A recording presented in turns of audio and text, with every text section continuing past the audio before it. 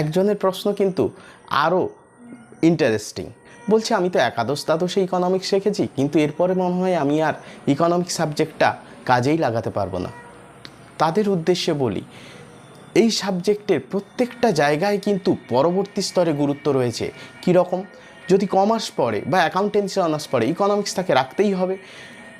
অবশ্যই যদি ম্যানেজমেন্ট পড়ে, এমবিএ হোক, বিবিএ হোক, যাই পড়ুক না কেন, এমনকি ডিপ্লোমা পড়তে গেলেও কিন্তু ইকোনমিক্সটাকে একটু হলেও জানতে হয়। আর লয়ের কথা বলি, লয়ে তো অবশ্যই ইকোনমিক্সটাকে জানতে হবে।